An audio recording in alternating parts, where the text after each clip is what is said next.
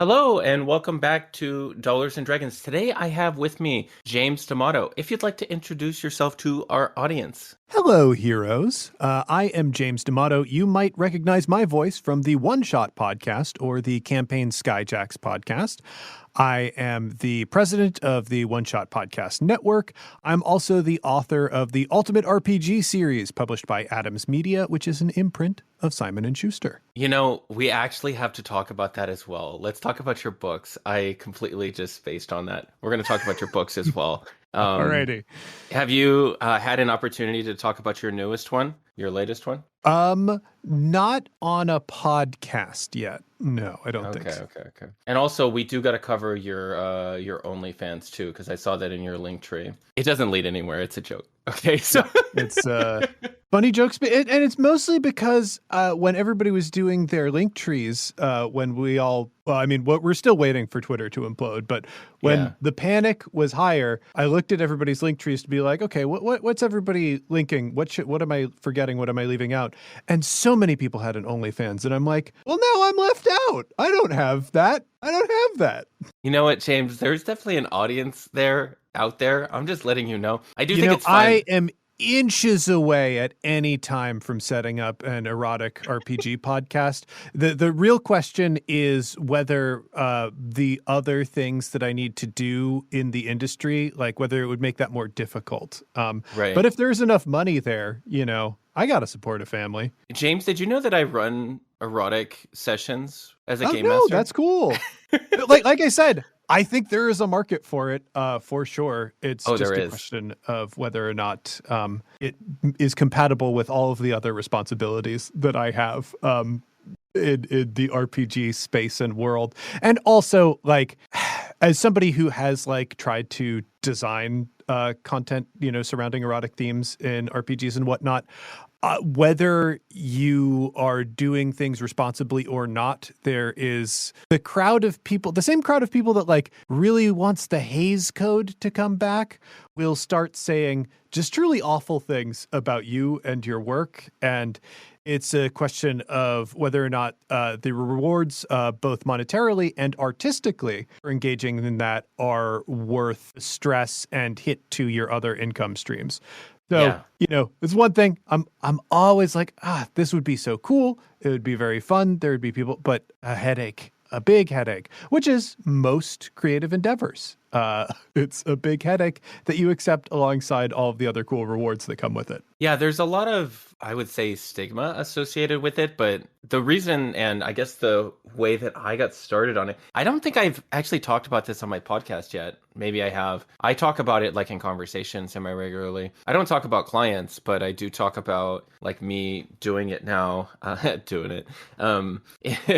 The play-by-post and the voice sessions that I run, I started because I had a bunch of people. I had a good amount of people where it was maybe 10 to 20 people regularly, just kind of joking about it and haha, hee hee, wouldn't it be funny if, our NPCs, wouldn't it, Sure. And then I was eventually after 6 months of that, I was just okay, well, put your fucking money where your mouth is. And I started posting links to sign up for these games. And I was you know what, you need to follow through with this. I didn't say that to them, but I was you know what, if you would a great advertising technique.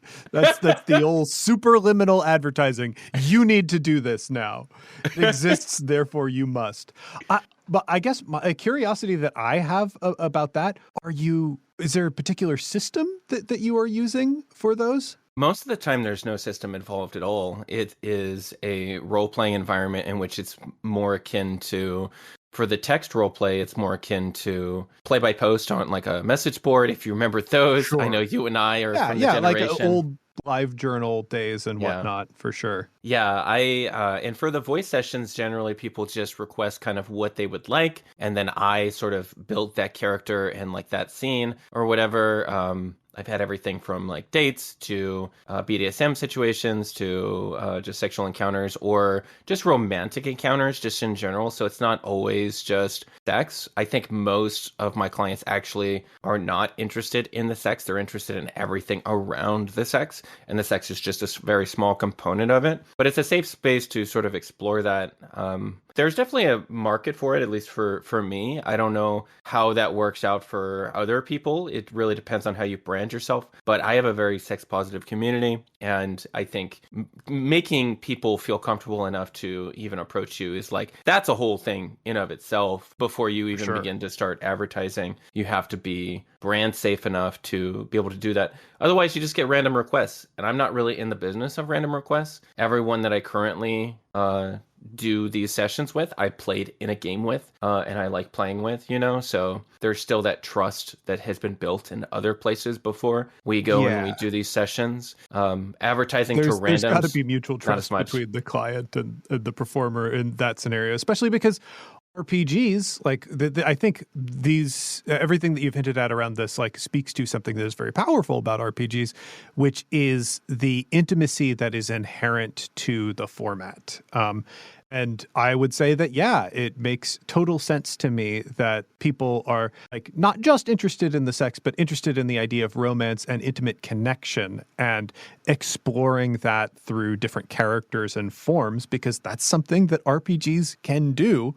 And whether you are a, person who is looking for somebody to, perform in this way, or you're a performer, there's got to be some trust in there because both people are being pretty vulnerable with each other. So that makes sense. Yeah, absolutely. I think a large part of it as well is, like, for me, I was at a point where I needed to maximize my time for the amount of time I spent prepping and running games and not kill myself, essentially, because I'm running 12, 13 games right now, not including my erotic games. So I was thinking on a weekly rotation for you, or is that? Yeah. Wow. Oof. Yeah, Tuesday to Sunday, I run about 12 games.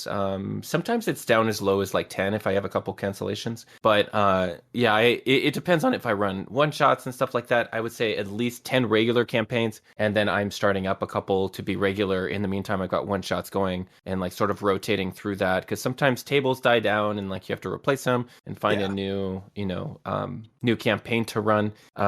Which you wouldn't understand because you have the longest running campaign in all of tabletop. Well, that's, I think, explicitly not true. It seems like it. But I think one of the other things about it that I'll mention, we'll get to non-sexy conversation. One of the things that I found that was interesting about it was when I received my first kink list from somebody. And that to me was like, oh, okay, this person wants that from me. And that was very empowering for me, but at the same time, kind of scary in a way. It was like what they want from me. And I was like, okay, I have to sit with this. So a whole new experience, but altogether, I would say generally positive. Yeah. Not to overly fly too many flags. I will say that I see role-playing games and especially BDSM kink as extremely overlapping practices. I think they are essentially the same skill set, whether you look at it from a PC angle or a game master angle. Like, they're doing the same thing. There is a shared fantasy between people, and you are behaving in roles that like underscore that fantasy and enhance that fantasy for everybody else involved. So again, like, it's such an overlapping art form.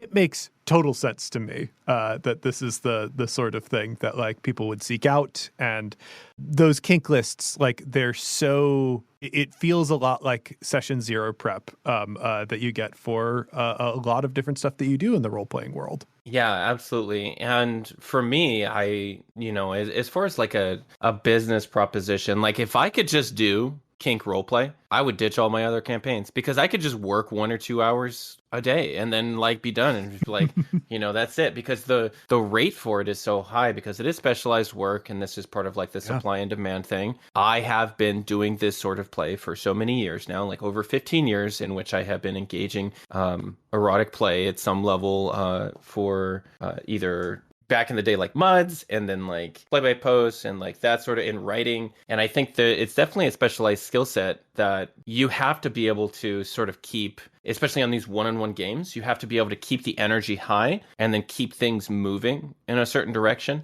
when you don't necessarily have that sort of problem when you're talking about a game full of players who you can lean on one player in order to keep the scene going. When you're talking about dealing with someone one-on-one, whether it be an erotic game or just a one-on-one, totally different vibe. Yeah. You're spinning different kinds of plates, which is one of the reasons that I ask questions about system, because there are a few different systems that I've played that engage with more intimate and erotic spaces. And I'm always fascinated to see how different designers take that on in their work and what they're trying to explore through those themes and what mechanics they use to support that. Yeah, I just had on the podcast Alex Roberts, and we talked about the conversation quickly took a right turn, and we went directly into like, let's talk about kink, and like we were talking. Yeah, we were just sounds talking, like Alex. Yeah. Yeah, I was not expecting that because I had like listened to a couple of podcasts, I guess, when Alex was behaving, but not on my podcast. She didn't. So it all depends on the type of questions that you ask, I'm sure. Yeah, absolutely. Speaking of the type of questions that one asks, see that segue? That's pretty good, right? Love it. Hey, that's podcasting. I'll pat myself on the back for that one. Let's talk about your origin story with One Shot Podcast and just a brief summary for people before we move on to like more business-oriented questions. Sure. This is a question that, as you pointed out before we started going, I've answered 1,000 times. So I'm going to try and do broad strokes here. Started playing role-playing games in college. After school, I wanted to become a comedian. I went through the improv theaters here in Chicago. While I was doing that, I got into just general comedy podcasting. I had an improv podcast with a buddy of mine. That podcast got picked up by a small and sadly now defunct podcast network. The head of that network at the time had gotten into a show called Nerd Poker and was like, hey, I know that you do role-playing games because you've mentioned it. Could you develop a role-playing show for our network? So I took a look at the landscape of role-playing podcasts at the time. All of them were like, I want to say a good 60 to 70% of what I saw out there were just people playing through Pathfinder's Rise of the Runelords campaign. But pretty much everything was Pathfinder and D&D. I started the show in that brief window where Pathfinder had the most market share in RPGs. Wow. This was like a year and a half maybe before 5e hit the scene. Yeah.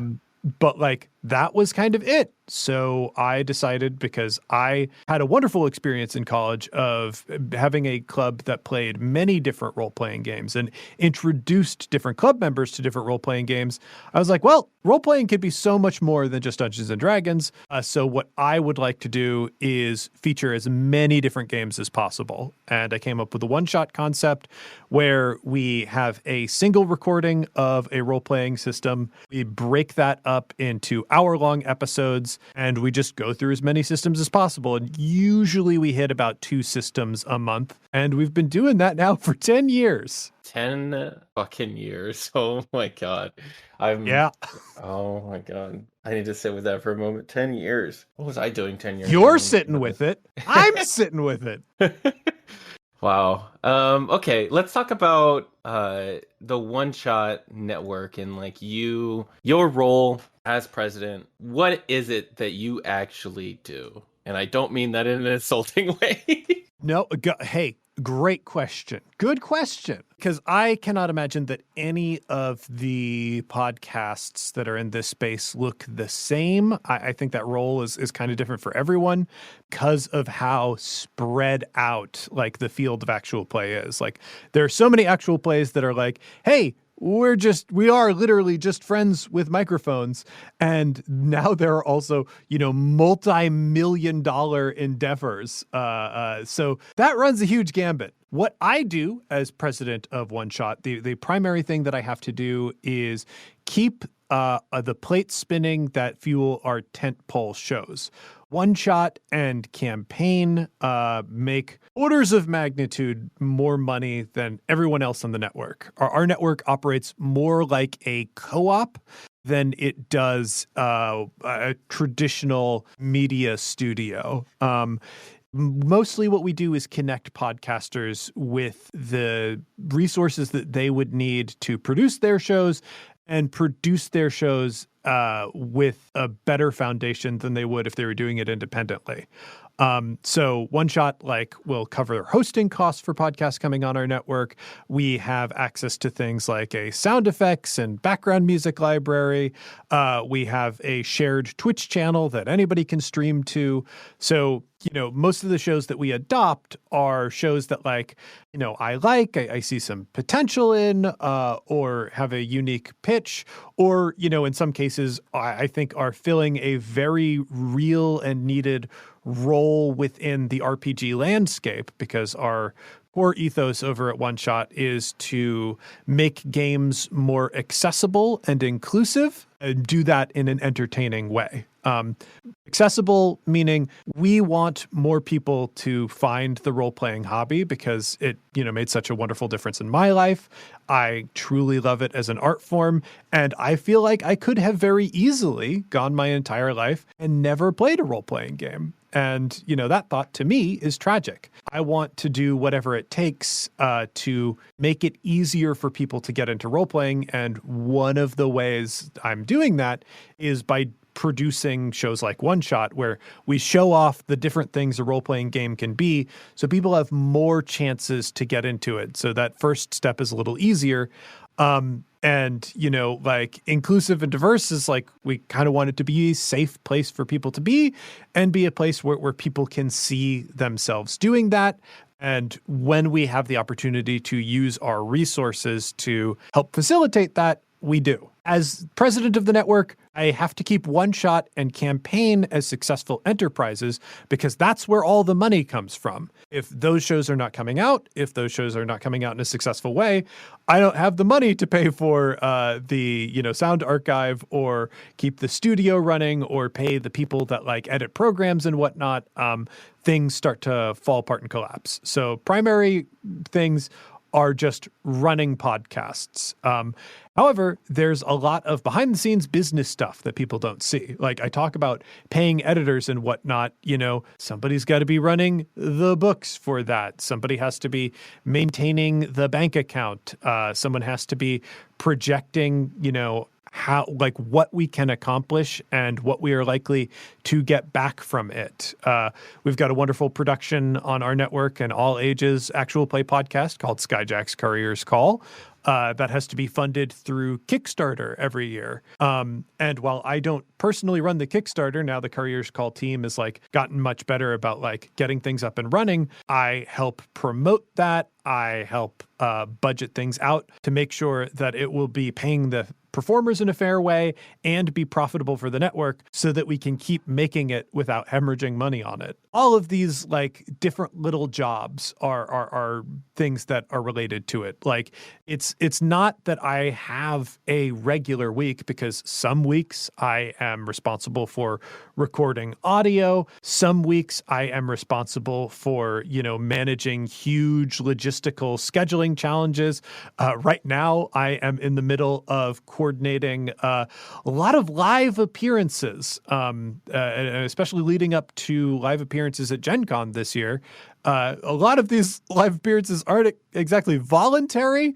My publisher is sending me out on a signing tour, but because they are, and I am going to be in places anyway, it's well, now we got to make it a network event too, because it's a waste to have me travel and not engage with our listeners and fans to keep the interest in the show alive.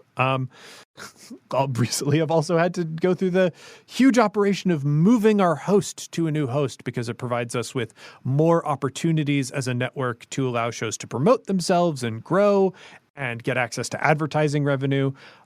So the challenges and targets of what I have to do on a day-to-day basis change. My job can be taking a lot of meetings. It can be answering a lot of emails. It can be doing a lot of writing. Changes all of the time. The only things that stay consistent are the podcasts have to come out. For podcasting, your biggest thing is consistency.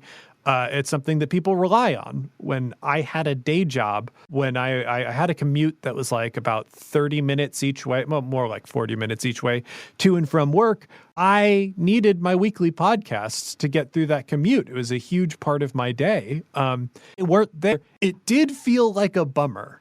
So I know how that feels. I got to maintain that for everybody else, because that's the thing that keeps the machine moving, that makes all of the other cool art that we get to do. Great answer. Follow-on questions incoming. For you started out as a hobby project, correct? When did you go full-time?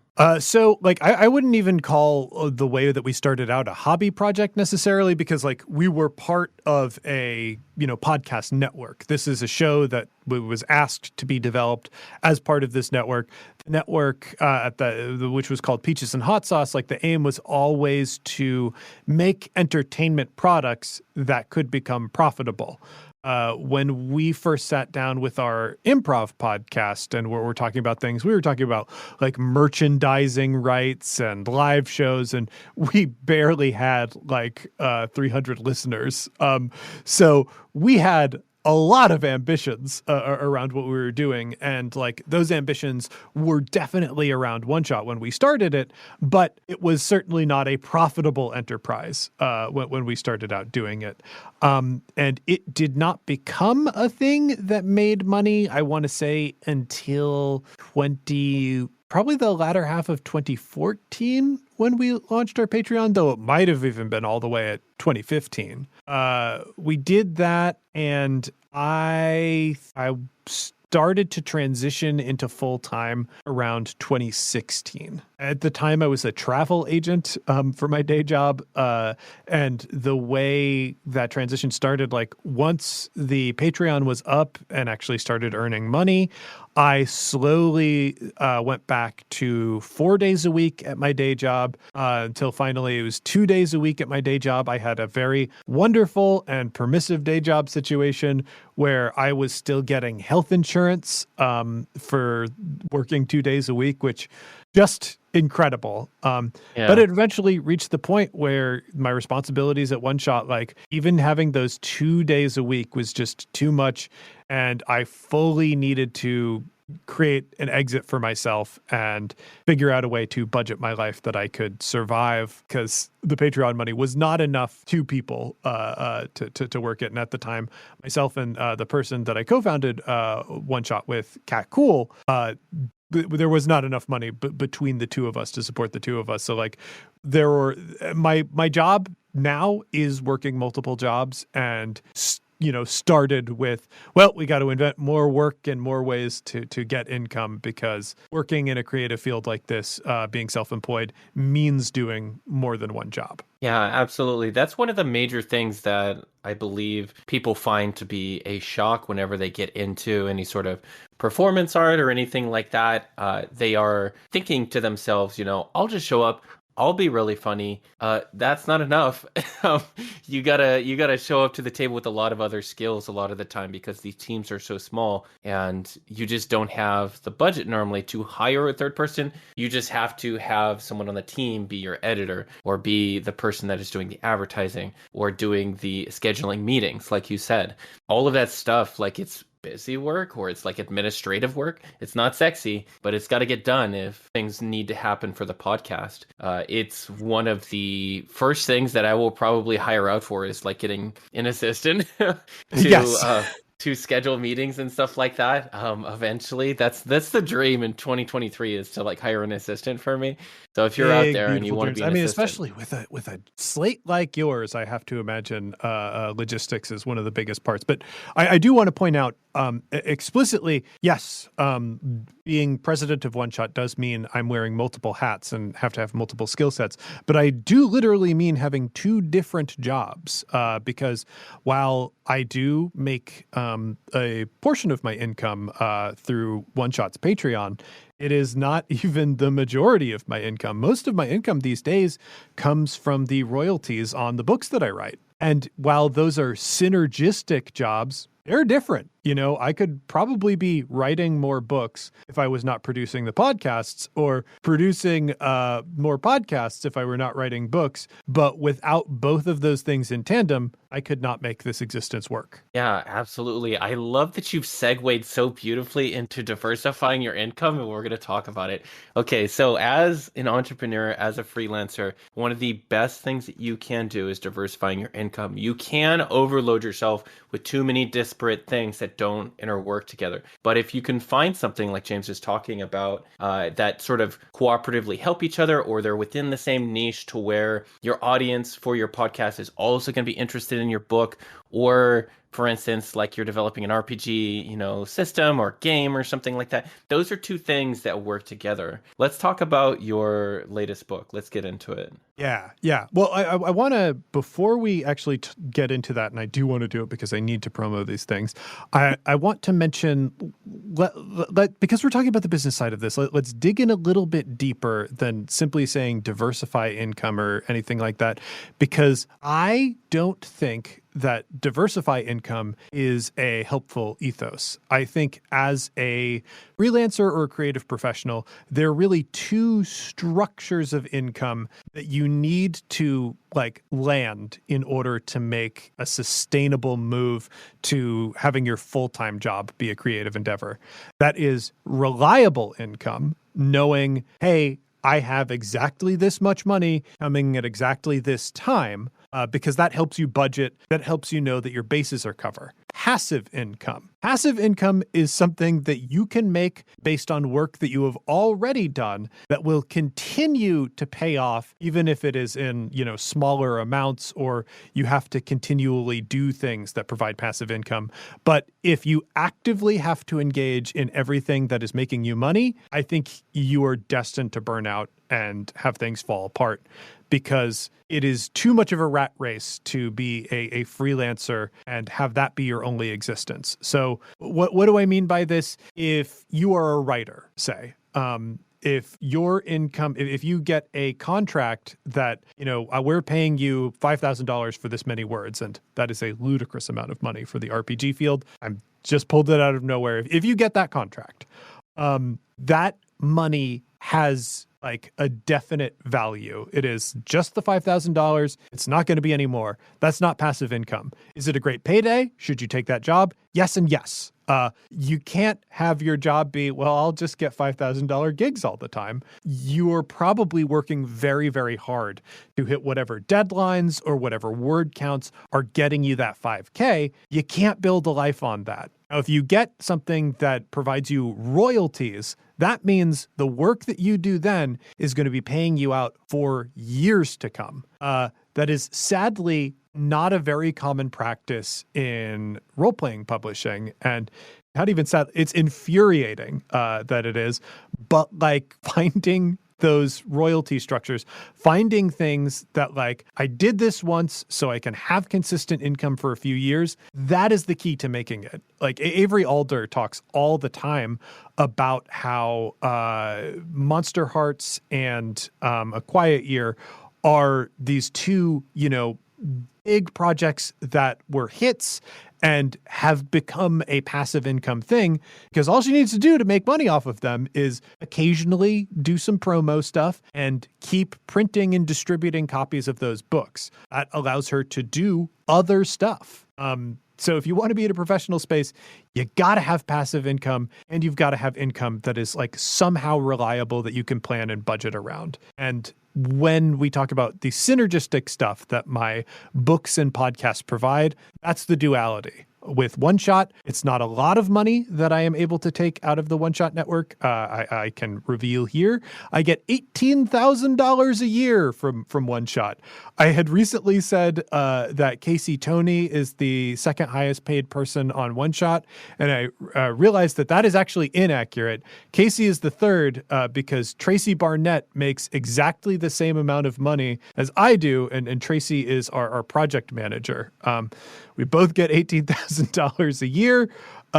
It is not a lot of money, but it is consistent money. It is money that I can plan around, and I know, okay, exactly this much is coming in every month as long as we stay above, certain thresholds. And the money that I get from my books is passive. Once I write a book, I'm done with that book, and it provides royalties if it continues to sell well. And that allows me, slowly over, I've written about 5 books over 5 years. Now the passive income that I get from that is at a level where my life is starting to feel less desperate as long as I can maintain all of these various plates spinning. Wow, that was so much valuable information. If you're listening to this podcast, you need to rewind that and you need to hit the back button and listen to that again if you're getting started as a freelancer, because that is amazing, just impactful information that is so important for freelancers to really understand conceptually how it is that you're going to make it. And a lot of what James is talking about, if you're thinking about as a beginning game designer or a writer, a lot of the times the tabletop structure only supports one or the other. The lump sum for the word count, or they're going to support via royalties. And very rarely does someone do both. So you need to ask those questions up front and figure out, is the juice worth the squeeze for what you're doing? And a lot of time, these writers, when they get their first start, it's on Itch, they're publishing their own stuff, they're making stuff for DM's Guild or Drive Through RPG or wherever they might make it. And then they sort of build a portfolio that way before they start getting offers or asked to actually write on projects. So when you're first starting out, less of a concern. You're just building a portfolio. You're going to say something, James? Well, no, I was going to say, freelancers, if you were wondering, if royalties aren't a common thing for RPGs, what am I doing to get that passive income? Things like distributing through Drive Through RPG or GM's or DM's Guild, that is what we're talking about. That's something where you can make a product and keep theoretically selling that product to get you passive income over time. If one person gets into your adventures, they buy your first adventure, or somebody comes into your career after you've made 10 adventures, the adventure that you wrote 3 years ago can still be paying dividends today. So that is a great thing to think of and consider. But when you're taking on different projects, you have to consider the various types of reward you are receiving all the time. Am I receiving an appreciable lump sum of money? Am I receiving a royalty structure that makes sense for me? And, it is extremely mercenary when I say this. Am I getting the kind of exposure or platform that I need to enhance my other projects?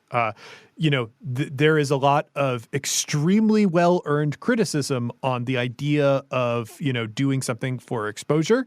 And yes, every company should be paying you your a value that is equivalent to your time. I have found in the tabletop field that is not necessarily a thing that is always going to happen, but being involved in some projects can be worth the social connection that you need to get your next job that is more lucrative, or can be a thing that since my name is associated with this, people have looked into my work elsewhere and it pays its own dividends. More things to consider in that. Yeah, I think it also depends on the context of what is it going to mean when I appear on this show. Because I remember Persephone talking about Persephoros, for those of you who know her by her handle, went on Dimension 20 and, went back to streaming. And after the show, premiered and, they were part of the 7, it was this big production. Just appearing on one show is not going to, ascend you a bazillion. And some people obviously, get that in their mind that, if I appear in one show, then everybody's going to start following me and really enjoying my content. Really, that's maybe true for a very small percentage, no matter what. And I only bring up Persephone because I believe they mentioned in a conversation that I was observing or listening to. But for most people, they need to understand those conversion rates are super low. So like you're looking at 2% of an audience or less for most conversion rates. Like if you go out onto a show and you really just bang it out of the park, you're still only looking at like 2% of conversions of people like getting interested in what it is that you're doing. They'll look at your platform, they'll look at what you're doing, and then they'll make that decision at that point if they want to follow you or they want to buy one of your products or they get interested in you. And some of the time it's really just exposure over time. Like I have been exposed to James several times through different podcasts, and now I know that I like James, so I'm going to listen to James's new thing, or I'm going to buy James's book. So that's a concept also that people need to like fully wrap their head around. Is like most advertising agencies had this figured out 50 years ago that you need to impress people, and that's why we use the word impressions, right? You need to impress people 6 to 8 times in order to convince them that they need to buy a Coca-Cola. So Coca-Cola is not worried about directly selling one-to-one. Coca-Cola is worried about showing you Coca-Cola 6 to 8 times throughout your lifetime so that you can make the decision to buy a Coca-Cola. Yeah. I mean, a great example of this is my experience with the Try Guys. I did the Try Guys Try D&D. And that video, like after it went up, I want to say in the first month or so, it had like 2 million views. And we had a full session that they did premiering over on One Shot. So, and they put the link to that directly in their episode. And we did have more downloads for that. But like of the 2 million people that saw that, it was probably only around, gosh, it's even really difficult to project. I'd have to take a look at the numbers again, but I think really like 10,000 viewers or listeners that like hadn't engaged with us before. And we did retain some of that, but it's not a massive amount of that. So even with like an opportunity like that, full transparency, I did not receive pay for that. Would I do something like that again? Yes, absolutely, in a heartbeat, because that sort of presence and doing that sort of presence consistently helps build a platform that can provide reliable income and passive income. Yeah, absolutely. And a lot of the way that people should probably shift their mindset to is what I recommend is like you look at the 1% improvement model. Like if you are looking at improving your business or increasing your traffic or doing something that's going to benefit you, even if you're only ramping it up 1% at a time every week, by the end of the year, you have increased your business by 50%, which is astronomical in business, right? If you can make a 1% improvement and you can get out there and you can put out better advertisements and you can put out great content that's going to attract 1% more audience every single episode, that's how you get that ball rolling and you really start to see that momentum build and snowball. You don't need a huge jump. You don't need to go viral. That isn't the kind of traffic that sticks around anyway. The kind of traffic that sticks around it's good like work if you organic. Can get it, but yeah, it's great if you can get it. Yeah. Not reliable. Yeah. Yeah. I remember like one of my tweets or whatever got like, and Twitter is like not the best advertising. It's more of a networking social site. But I remember one of my tweets getting 380,000 impressions. So 380,000 people saw it, right? Guess how many people joined my game? Like fucking 2. Like fucking 2 people.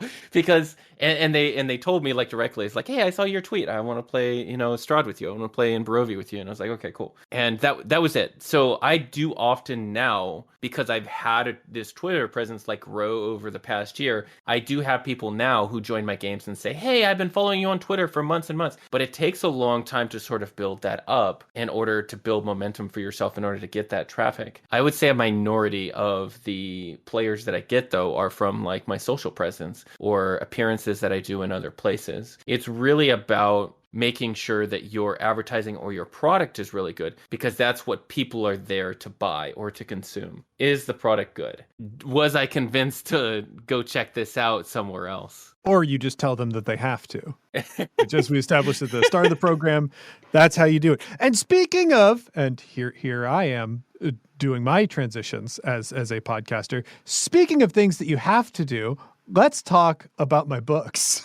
Yes, let's talk about your books. So I do have 2 products. One is my newest book, which did not perform as well as my previous books. And I know exactly why, and I think it's a funny business-related story, so we can get into that. But I have available for pre-order right now a new RPG accessory product called the Ultimate RPG Campfire Cards. I based the design for this product around those conversation starting cards that you might see at like dinner parties or book clubs, or in some cases, therapists will prescribe to couples. I looked at that and was like, what if we did that for RPG parties? So basically, it helps your characters develop relationships and strengthen their bonds. It helps you by giving you a platform to talk about your character's backstory. It gives you reasons to look in new directions for your character's backstory. And it helps like you tie different relationship knots together in a fun and accessible way. So it's a product that I'm really proud of. I am currently trying to convince my publisher that they need to publish more game products and products that are not just books. So if I could make this one a big success, that would be huge. It could mean real changes to the types of publishers that publish RPG content in the industry down the road. So I'm really trying to make this one a big hit. And pre-orders are a great way to do that. So if you want to head to bit.ly/ultimate campfire or bit.ly/campfire RPG, you could be a part of that exciting endeavor. And I also have my latest book, the one that came out most recently, is the Ultimate Character Backstory Guide Expanded Genres Edition. And the publisher called it Expanded Genres Edition. What I wanted to call it in my drafting was the Ultimate Character Backstory Guide 2, because my first book, the Ultimate Character Backstory Guide, did really well for me. It was a huge successful seller. And this one isn't. And I have found it's because a lot of people think that the Expanded Genres Edition is a reprint of my first book instead of a completely new and different book. That's immediately what I thought when I read that title, and I was just like, oh, I know exactly what the problem is. Yeah. It was painful, absolutely painful to experience that, especially with the work that I put into that. But like these little things are just such key like strategic things, and I don't get to choose the names of my books, so you know, I'm more upset with Papa Simon and Papa Schuster than I am with my editors or anything like that. It's just like comes together in different ways. But if you want to go out and support that product, hey, that's also hugely helpful to me. Yeah, we have the links in the description that I will get for you, and we'll just post them down there. Please do check them out. I'm interested to talk about the card system, but before we do, let's talk about titles and like advertisements and copywriting, because that is such a key part, just like you said, creating that feeling of this is what you're going to get based on what the product is. And because there's a misalignment in that title, then people misunderstand what is in the product. And that is something that I hammer home so much about, like these advertisements for these games that you're trying to draw people in for. You have to be very specific about what the game is going to be about in the title. Your thumbnail has to recreate this feeling, this tone, and then work with the title in order to convince people that they are more curious about what it is and they are potentially going to sign up for that game. And in this instance, like for the book title, the same thing is equally important. Like you need to convey exactly what this is in as few words as possible in order to get that sale. And like one of the things that I learned from my publisher, which is it's wild that this is a problem that I've had with them down the road, is that when they come up with titles, because my first book, I can grab it off the shelf because I can't remember the title. You're a writer, not a titler. Yeah, well, my first book they called The Ultimate RPG Character Backstory Guide, Prompts and Activities to Create the Most Interesting Story for Your Character, which is an enormous mouthful. Why is the title? Can't we come up with something more elegant? And I would also like to not call this the ultimate product, because I can already hear the weird nerds on the internet going, this isn't ultimate. It doesn't cater to my very specific tastes. And my editor was just like, we call it that so that they put it in the right spot of the bookstore. We want to create our titles to be as specific as possible, so whomever is working at Barnes & Noble puts it next to Dungeons & Dragons. It is a weird thing, but like that's how they are thinking as a publisher. That is more important to them than a lot of other things.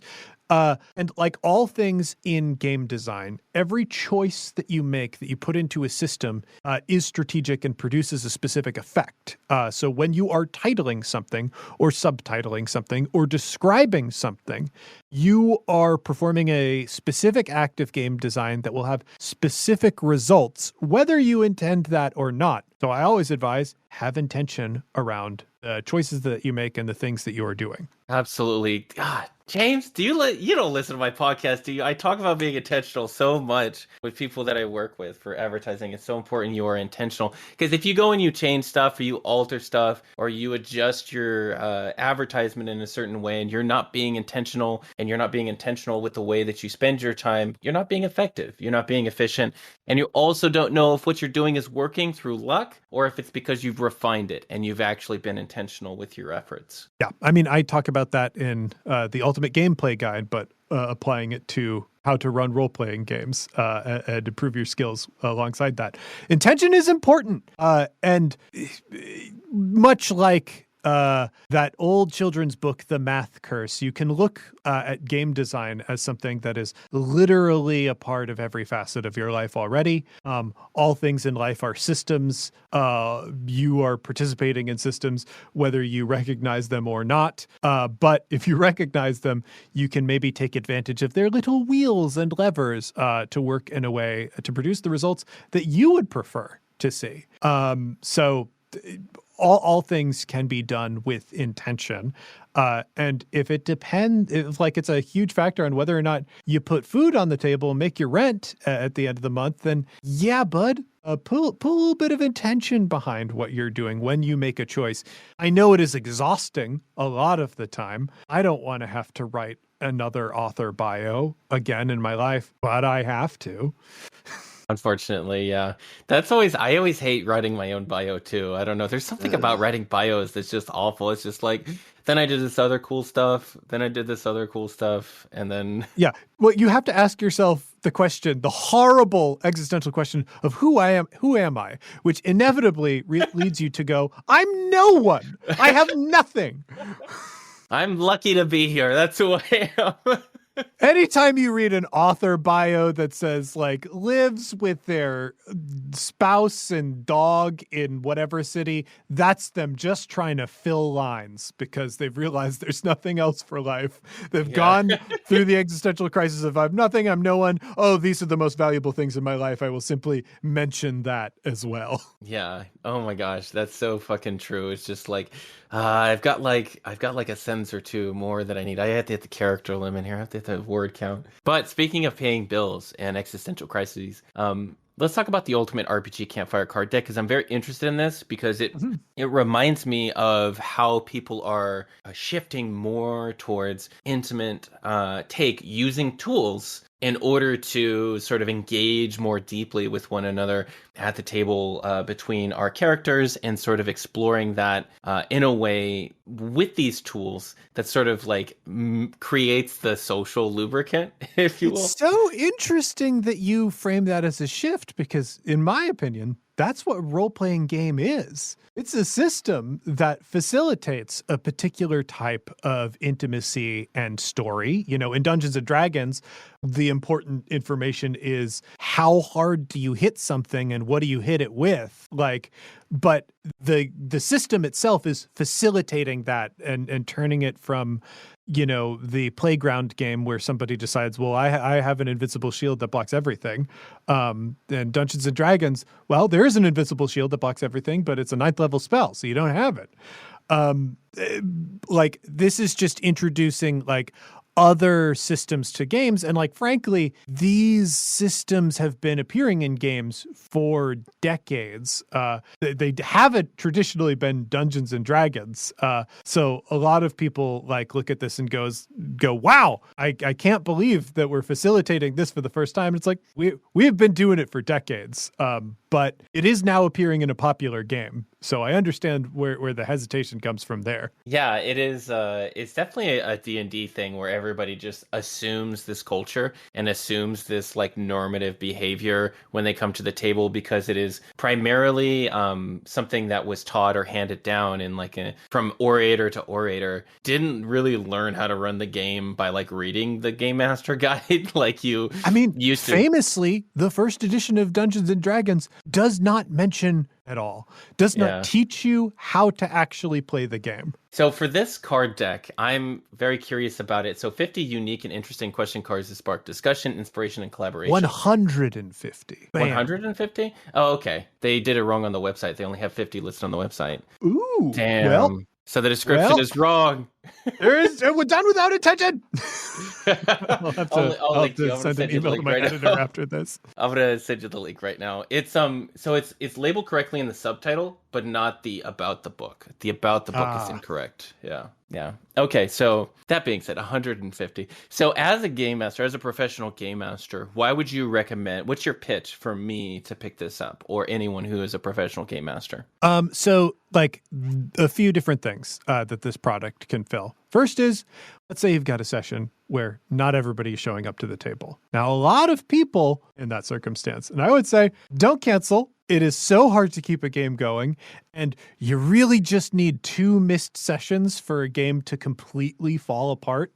But if everybody's showing up anyway, that like brings them the momentum they need. This is something that can fill narrative space in your game where people are still playing their characters, learning things about the game world, exploring and role-playing, but doing it in a really contained and controllable format that feels easy to pick up. So if not everybody shows up to the session, you can be like, hey, let's just bust out campfire cards for a little bit.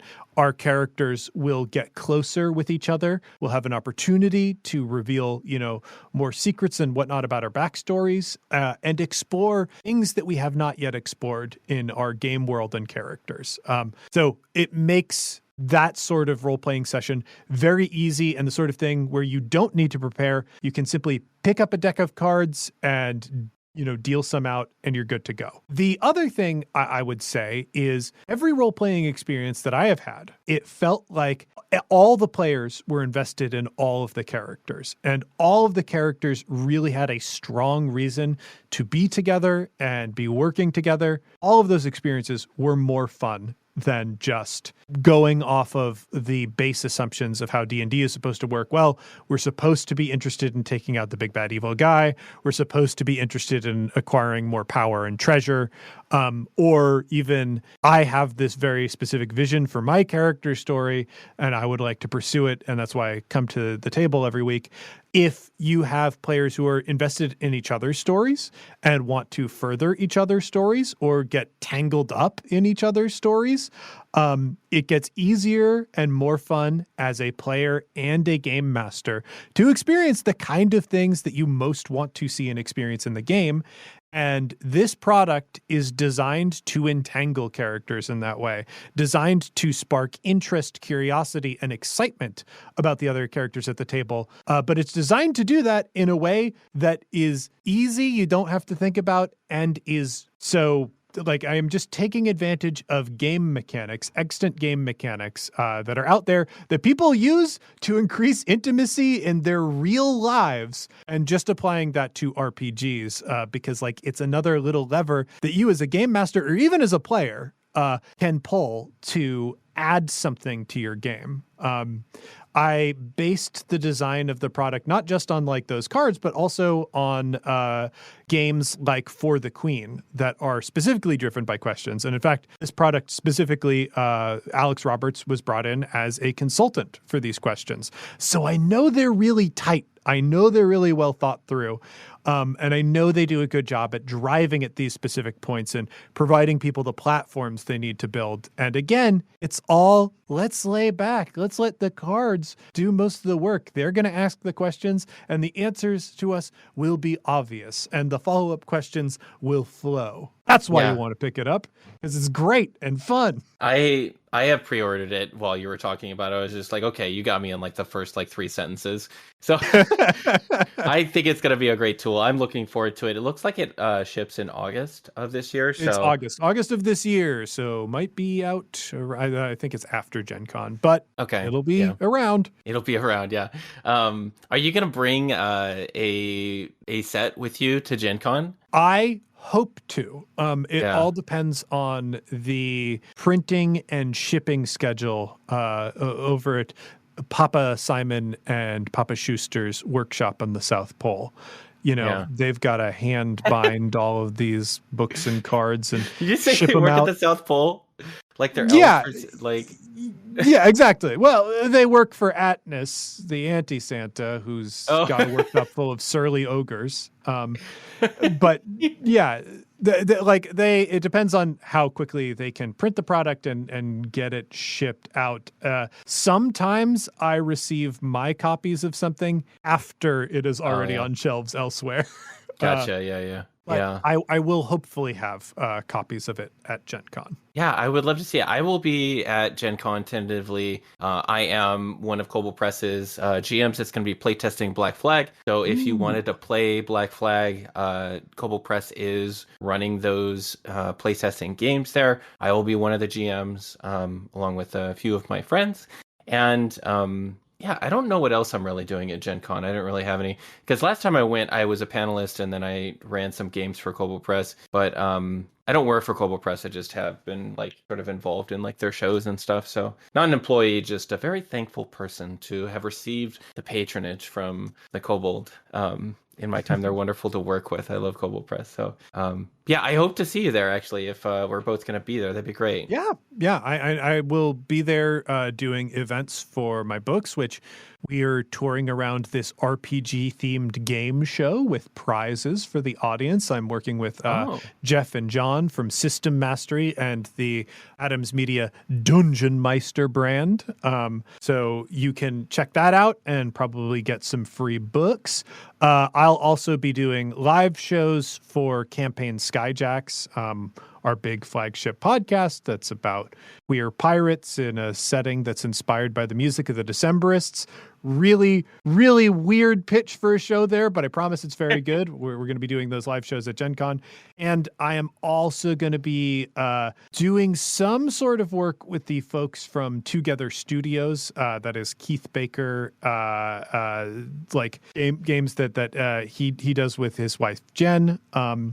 They'll have, actually, I don't know what they'll have yet. They're making a very compelling pitch to Gen Con right now that I believe Gen Con should accept, but we won't know more details until after Thursday. So yeah, gotcha. We'll see. But I should be doing some stuff with them. Gotcha. Keith Baker, Eberron Keith Baker, right? Yes. Keith Baker did Eberron, Phoenix Dawn Command, Gloom, and a little game called Illimat, which is fantastic. Wonderful. Okay. I think that's a good place for us.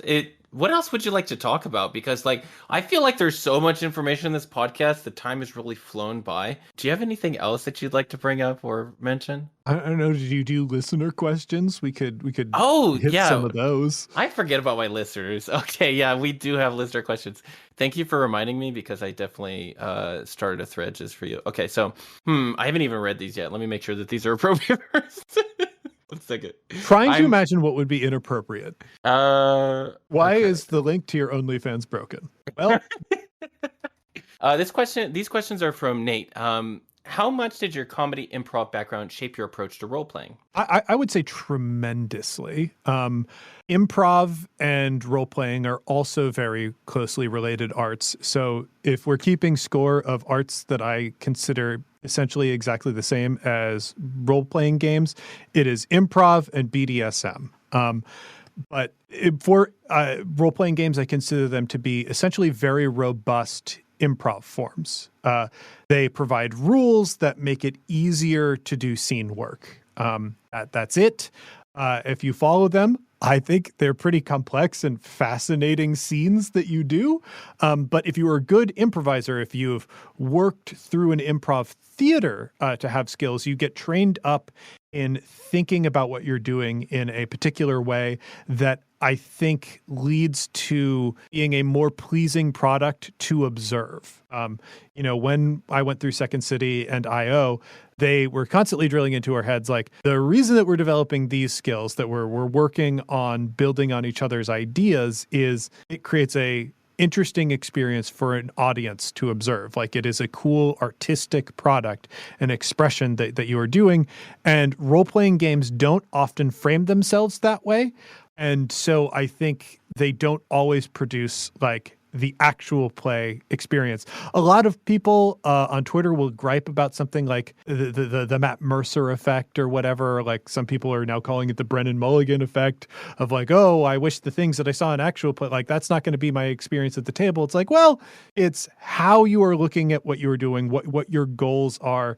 And, if your goal is not to, as a character, make an interesting choice that might lead to, compelling follow-ups and moments that you can build on, yeah, you're not doing it because you're playing with an explicitly different goal. And the goal that Dungeons & Dragons kind of systemically wants you to pursue is spend as few resources as possible to acquire as many resources as possible. That is probably not actually a great ethos for entertainment. If it's for an external audience, but for an individual audience observing your own behaviors and actions, well, yeah, I spent very few of my daily resources to capture all of this treasure and XP. I'm a strategic genius. So it frames how I think about what I do at a role-playing table, which I think makes it more fun to observe. Absolutely. Wonderful answer. That was the most in-depth answer that I've ever heard for that question. Okay. Because I hear that question a lot, especially improv actors like yourself do get asked that question quite a bit. So congratulations on the best answer I've ever heard. Suck it, Brennan Lee Mulligan. Hey, we hit one, but it was a suck it. Yeah, gotcha. No, I'm not going to cut it out. I'm not going to cut it out. Okay. I'll encourage a friendly rivalry. I'm talking to Brennan tomorrow. So are you really? Okay. Yeah. Let him know that you've been shit talk. Let him know that you shit talked him on this podcast, and he has to come on this podcast. He'll have to come on this podcast and give a more eloquent answer to the same question. If we can sort of spiral up. And he can like tag the next person in the chain. Maybe Abria will come in. Although I don't know if Abria has an improv background. Actually, I don't know everybody's performance backgrounds. Either way, you should just get a cavalcade of guests that progressively give more in-depth and thoughtful answers to the same questions. And eventually, there's just like a split in the TTRPG community where it's like two gangs, or it's like gangs in New York where everybody has these different sects that are fighting. And we're all singing and dancing. Yeah, absolutely. All right, West Side Story, baby. Next question. What TTRPG system best emulates living in Chicago? I don't know, some slice of life system. It's just another city. Okay. I mean, is there a tabletop system where you eat good food at the same time? That one. That's the one. I'm very curious. Actually, let me know in the comments if there is one that I'm just not aware of, but I've never seen one that There are definitely meal-based tabletops. There's also, shout out to Jeff Stormer, the Olive Garden LARP, When You Hear Your Family. That one's mostly built around Vin Diesel? Breadsticks, the unlimited breadsticks, but like you still... it's eating is a part of it. And I would be shocked if there is not a Jian Shim game that is around eating a meal and uses the mechanics of eating the meal somehow. Yeah. Jian Shim would definitely create a game about that. Hold on, let me glance real quick while I ask you this next question. What are 3 systems you'd recommend to people who have only played D&D, and why? Which is a perfect question in this post-OGL environment that we're in. Yeah, this is a tough one, mainly because there are different things that people like about different about D&D, and different things that might motivate you to try something else. So I'll say, if you like Dungeons and Dragons, for what Dungeons and Dragons is, if you're into combat, if you're into power fantasies and character advancement and strategic choices that you make in the moment-to-moment play, a game that I'll recommend for you is Phoenix Dawn Command, designed by Eberron's own Keith Baker. Phoenix Dawn Command is a card-based tabletop role-playing system where you play mythical figures called phoenixes who can die and be reborn. And the way the system handles character advancement is you have to die to be reborn as a more powerful version of your character. Wow. Phoenix is really built around the idea of sacrifice plays. Like, you have so many resources that you're playing, but like, it may be really important for you to find the right time in your story to die and come back so that you can like make the mission successful. On top of that, it is a really fun and cinematic game. It provides a lot of like the D&D feelings of like, oh, combat is so important and compelling and there's real risk reward. But because phoenixes can only die and return 7 times, like death does still have an air of permanence around it, but you can only become the most powerful version of yourself if you make the choice to die at different times. So really fascinating game. I think like out of the box, it is so great and so cool. So if you are a mechanics head, definitely Phoenix Dawn Command is one that I will recommend. I don't know if it'll still be on sale, but it's on sale right now for almost like 40% off on there are dollars off because this game did not receive the love that it deserved. I wish it was more popular because it is beautiful.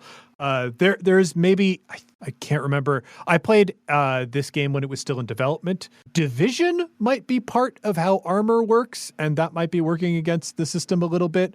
Everything else about that system was like really mechanically. It sings. If you read the book, it will. I think it's a good experience, and you should play it. If you are looking for something that is an experience unlike Dungeons and Dragons, D&D, like I said, you want to expend as few resources as possible to get as many resources as possible in the base setup of whatever the game is. Obviously, people take it off in many different directions. I am going to recommend, it's actually, this is a twofer because you can go either way on this. They're both great games. 10 Candles and Dread. These are both horror role-playing games. Dread is a horror RPG that uses a Jenga tower. Every time you do something that is risky or has a chance of failure, you draw a brick from the tower and put it on top. And if the tower falls over, your character dies. Every decision that you make in this game could be monumentally important, could result in the death of your character. There is almost no way to predict whether you will succeed or fail at something. And the stories that you play, like, death is almost an inevitable possibility, especially if you play the game long enough. Because of that idea of playing, like, your goals of this game are different than your goals in D&D. And I think that challenges it in an interesting way. Similarly, 10 Candles, which is an RPG that is played using tea light candles that slowly get extinguished as you play. It is a tragic horror role-playing game where everyone and every character at the table, not everyone at the table, is guaranteed to die. Hopefully not everyone. Actually, hopefully no one at the table actually dies during a game of 10 Candles. That would be very sad and tragic. But in the game itself, all those characters are going to die. You can't make the decision that saves everyone. You can't make the decision that like preserves as many resources as possible. You are playing at different goals. I think that is a great way to stretch your internal RPG muscle. Finally, a game that I will suggest. I'm going to go with Alex Roberts For the Queen. The reason for this, I think this game is a great bridge between being a player and being a GM. The way For the Queen works, because you are just answering questions. There is a deck of cards in the center of the table. I mean, if you interviewed Alex, I imagine the audience has a chance of knowing how For the Queen works, but like questions will pop up about you and your relationship to a queen. And as you answer those questions, your relationship and personality and the queen's personality become more clear as the game goes on. And it is all leading up to a final question the game is, trying to make you grapple with and chew over. However, during that play, you have total creative freedom. You can say and do anything. getting the first card of the game, I could decide that the queen is a queen of a galactic empire, an insect queen. I could decide that the queen is a prom queen. There are all kinds of wild decisions that you can make, and you have the freedom to do it, and everybody builds on the ideas and decisions that were already made, which is kind of a thing that game masters have to do. And if you have only ever played before, this is a great way to, dip a toe into the waters of what does total creative freedom look like? And what happens to my play when a big part of my only responsibilities are simply to support the ideas that have come forward from everybody else playing? It's also, there are very few rules outside of that. It's a type of story game that will lead you in many other directions. And I should mention, play something Powered by the Apocalypse, play something Forged in the Dark, because if you play one of those games, you will suddenly know a dozen different games, because there are so many different Powered by the Apocalypse systems and so many different Forged in the Dark systems. Yeah, absolutely. And this podcast is now just an Alex Roberts Stan account. I love talking to Alex and talking about what Alex is doing. So one of the reasons why I was so elated that Alex agreed to come on board my team that I'm building for How to GM Romance guidebook that we'll be putting out this year. It's my next Kickstarter project, not this one, but my next one later this year. So I'm very excited to have Alex Roberts on the team and making us some mini games that she would like to make us relationship mini games and cute date mini games and stuff like that to put in there. That being said, James, I have no problem with my interview turning into an Alex Roberts Stan interview. She's she designed the best role-playing game that I have ever seen. Starcrossed is the best designed RPG out there, is the only RPG where every single rule makes the experience of the game better. I again have a very long professional career where all I am doing is reading and playing games. No one's done it better. Literally no one. Suck it, entire staff of D&D. I was trying to think of who the lead designer on 6th edition is, and I couldn't. I will say at the beginning of this, in my head got put the idea that I might possibly start a feud or aggressively call out someone else, another professional within the space. Now all I want to do is do it. I just Yeah, you've been given enough rope to hang yourself. Yeah. And just to clear the air, I just tell my guests that if they want anything cut, I'll cut it because I don't want to make anybody uncomfortable or you say something you regret. But James came in here and is ready to fight. Well, you gave me choices. This is the thing, and this perfectly exemplifies how improv is a poison that can ruin your brain. You present a choice. Well, you could make a choice to just say safe things and only do safe and comfortable things, and we'll cut around that. Or you can make the interesting choice of starting weird fights for no reason. It's well, I have to do that. That's the cool, entertaining one that everyone wants to see. Yeah. Well, no matter who you are on the Wizards of the Coast team, James will fight you. All I want to say, the only thing I want to say is that Alex Roberts is better than you. Oh, okay. And anything that you've achieved. Well, yeah, it's a reality I have to live with too. It becomes less of a struggle when you accept it. Yeah. I'm going to stop it there. Hi, thanks for listening. If you want to support me, you can find me on Patreon at patreon.com/isfriday, or you can find some of the work that I'm doing at vineyardrpg.com if you want to pre-order the book that we made.